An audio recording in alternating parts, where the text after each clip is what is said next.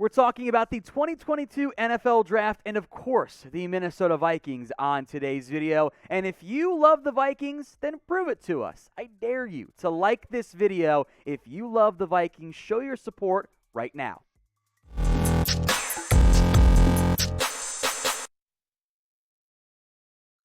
ESPN's Todd McShay has put out his latest 2022 NFL mock draft, and he went 2 rounds on this one. So we're going to break down both of the picks made by McShay for Minnesota and what they prospect, and we'll give you guys a chance to chime in the comment section as well. First, the players who went off the board before the Vikings got to make their pick. Aiden Hutchinson goes number 1. Trayvon Walker goes number 2. Kayvon Thibodeau number 3. Garrett Wilson 4. Ike Mekwonu goes number 5. Maybe Wilson's the surprise there. Kenny Pickett goes 6. Kyle Hamilton 7. Drake London 8. 2 receivers, top 8. That helps Minnesota, I think. Evan Neal goes number 9. Sauce Gardner goes number 10 to the Jets. That close to getting the Cincinnati Bearcats corner, the close to consensus number 1 corner in this year's class. Chris Olave, the surprise at number 11, which leaves my guy from Minnesota, Derek Stingley, on the board at number 12. That is exactly who McShay ends up picking over all the other corners who were there, the other defensive linemen, etc. Jordan Davis, for example. Stingley has the traits to be an elite number 1 corner. The 2019 version of Stingley, a true freshman in the SEC, will look like a lock top 3 pick. The last 2 years, however, he hasn't been that great. He's missed a lot of time with injuries. That is a very real red flag. But the risk-reward here at number 12, I think, is absolutely worth it for Minnesota.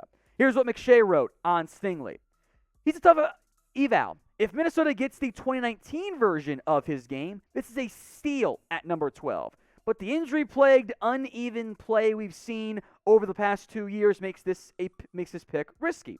The Vikings still need a corner despite signing Patrick Peterson, who will turn 32 this summer, and there's no denying what Stingley is capable of doing on the field if he puts it all together. He can wear a lot of different hats on defense, shows great instincts, has the ball skills to be to lock down receivers. And the Vikings can let Peterson, a fellow LSU alum, help Stingley adjust to the pro game. I think that's exactly right. That's why I love the fit of Stingley and the Vikings so much. Talk to people, some people around the league, and they say, Stingley could use a big brother, which is fine. He's a young player. It's not a bad thing in the long term if you find a good big brother. Peterson is perfect for that role. We'll spend some more time on Stingley and his pros and cons in a minute, but first, is Stingley the clear pick at number 12 in your mind, in the event he's there and in the event Sauce Gardner is gone? Y for yes, N for no. This question is the pinned comment on today's video. So if the ad break comes on YouTube, take advantage of it. Type in Y for yes or N for no. Stingley's freshman year, right? He showed everything you could ever want in a young corner. Athletic ability, check. Can play press and run, check. Athlete, yep. Ball skills, yep. Heck, punt return value, press man. Island corner ability in 2019. 2020, 2021, he allowed a couple big plays. Also allowed some in 2019 as well, but he was young. Bad tackler. He missed 7 tackles this year, and he was targeted 5 times in coverage. That's bad. Injury red flags. Had the left foot surgery. Was frank this year. Missed parts 2020 with an ankle injury. Plus in 2021 with that as well. The medical and interviews are pivotal for Derek Stingley. If they go well, he might not make it to 12, or the Vikings will take him. If they don't go well, he could slide even a little bit further. Had the career arc been reversed, starts off slow, balls out like he did in 2019, but in his most recent season, he's probably gone top 3. Now, you could get the steal if you think you can get the original Stingley. And corner is still a major need for this organization. I like Cameron Dantzler. I do. I don't know if he's a long-term piece at this stage. The last regime hated him for some reason, but it's a new regime. Patrick Peterson is aging. He can still start for you, but you want a younger guy. You want that future number 1, and the chance of getting one in Stingley is way too good to pass up. Plus, your number 3 outside guys like Chris Boyd or Harrison Hannon. And as we know last year, that ain't going to work. So you need corner help given the fact that Peterson might get banged up again this year. Now, if you want more Vikings videos, all you have to do is subscribe. It is a competition, a meritocracy here at Chat Sports, unlike the NFL, which is just ridden with nepotism and whatnot. But if you want more videos, then subscribe. If we get more subscribers, we can catch other channels, and then Minnesota Vikings Now becomes the priority at Chat Sports. Hit that big red button right now, youtube.com/Vikings Today.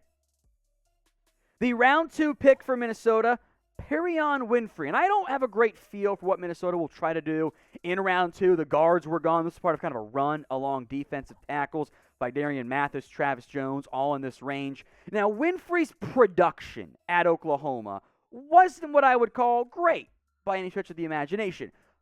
But he did impress at the Senior Bowl. This is a traits-based upside pick, which is more or less what Todd McShay had to say about this pick here. Quote, I mentioned that interior defensive line was something to consider when I gave Minnesota a corner in round 1. But Winfrey would be an excellent pick in round 2 to satisfy that hole. Phrasing.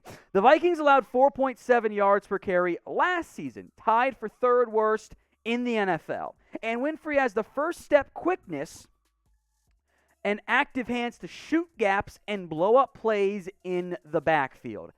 I think that's a pretty good summary overall of Winfrey, who will spend some more time here momentarily. But what's the biggest need for the Vikings? I think it's corner. Is it defensive line? Maybe quarterback? Sound off for me in the comment section of all the needs you think Vikings still need to fill. Which is the biggest? Let me know right now.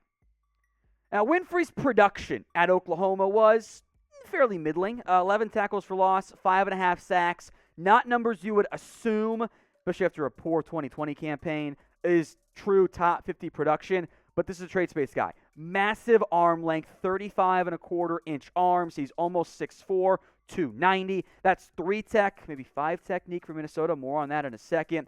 He does have the burst. He has the athletic ability. Was the Senior Bowl MVP. He did struggle versus the run this year.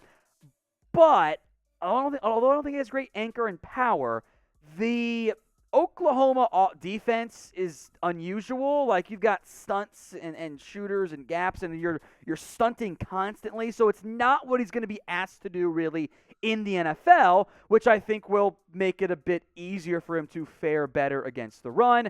He also wasn't as impactful against Power 5 as a pass rusher versus Group of 5. As for Minnesota, I think there are 2 ways you could play him here. Dalvin Tomlinson will probably be your nickel. Harrison Phillips, or your nose tackle. But Harrison Phillips could play that role. He could play all over the defensive line. For me, I would be slotting Winfrey in over James Lynch. He could be my 5 technique defensive end.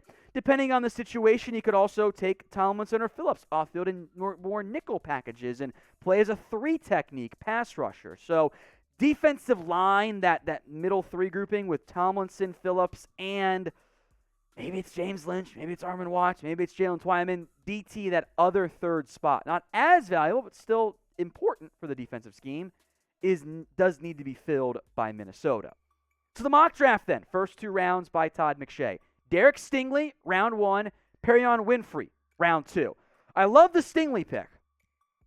Winfrey was a little bit early for me, but there was a run on defensive tackles. I got a round 2/3 grade on him. So I called a B- pick in the end. Overall, what grade would you give the Todd McShay mock draft for the Vikings? I'm going to go B+, A-. I love Stingley, not as sold on Winfrey, but it's a good haul, I believe, for the Vikings. I want to hear your grades too. Sound off right now in the comments section.